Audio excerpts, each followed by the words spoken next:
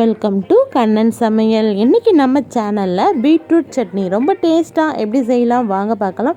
இது பார்க்குறதுக்கு முன்னாடி பீட்ரூட் சாப்பிடுவதால் ஏற்படும் நன்மைகள் அதனால் எது எதுக்குன்னா நல்லதுங்கிறத சில டிப்ஸுகளை மட்டும் நம்ம பார்க்கலாம் வாங்க. பீட்ரூட் சாப்பிடுவதால் செரிமான பிரச்சனைகள் ஏற்படாமல் தடுக்கிறது. ஆமாங்க, உண்மையிலே பீட்ரூட் நம்ம தொடர்ந்து சாப்பிட்டு வந்தால் செரிமான பிரச்சனைகள் ஏற்படாமல் தடுக்கிறதாம். அது மட்டும் இல்லைங்க, ரத்தத்தின் இன்சுலின் அளவை குறைக்கிறதாம், சர்க்கரை அளவை குறைக்கிறது. அதனால் பீட்ரூட் கண்டிப்பாக நிறைய பேர் பீட்ரூட் சாப்பிட்டு சர்க்கரை வரும்னு நினைக்கிறாங்க. ஆனால் பீட்ரூட் சாப்பிட்டு சர்க்கரை அளவை குறைக்கிறது. அது மட்டும் இல்லை, ரத்த சோகை ஏற்படாமல் தடுக்கிறது, இதய நோய் ஏற்படாமல் தடுக்கிறது, தோலின் நிறம் பளபளக்க உதவுகிறது.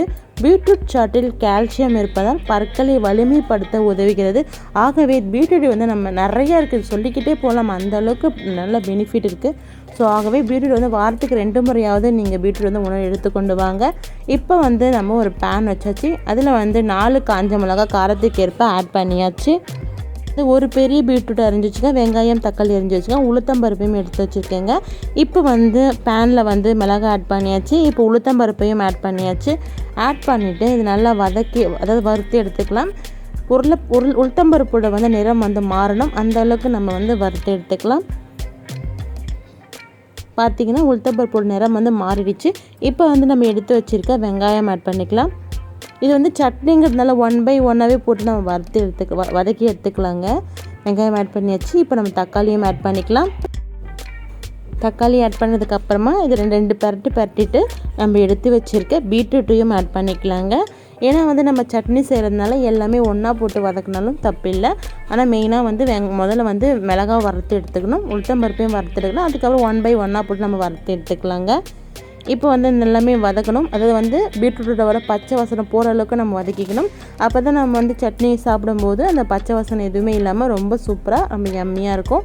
ஸோ பார்த்திங்கன்னா இப்போ நம்ம புளி ஒரு கொட்டை அளவுக்கு எடுத்து வச்சுருக்கேன், அதையும் ஆட் பண்ணிவிட்டு இதையும் இந்த கலவையோடையே சேர்த்து நல்லா வதக்கி எடுத்துக்கிறேன். பார்த்திங்கன்னா உங்களுக்கே தெரியும் பீட்ரூட் கலர் சேஞ்ச் ஆகிருக்கு.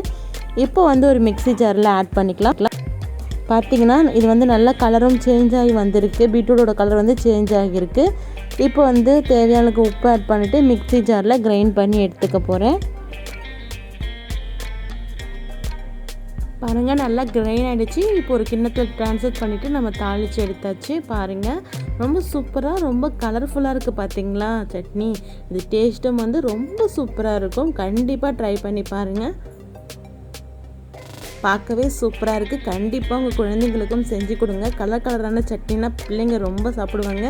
பிள்ளைங்க காய்கறியை சாப்பிட மாட்டாங்க. ஆனால் இது போல் சட்னி அது போல் செஞ்சு கொடுக்கும்போது ரெட் சட்னி க்ரீன் சட்னின்னு சொல்லிட்டு குழந்தைங்க விரும்பி சாப்பிடவும் சான்ஸ் இருக்குது. ஸோ பார்த்திங்கன்னா இப்போ தோசையோடு வச்சு சாப்பிட போகிறேன். இந்த வீடியோ உங்களுக்கு பிடிச்சிருந்தா மறக்காமல் லைக் பண்ணுங்கள், ஷேர் பண்ணுங்கள், கமெண்ட் பண்ணுங்கள், மறக்காமல் சப்ஸ்கிரைப் பண்ணுங்கள். தேங்க்யூ ஃபார் வாட்சிங்.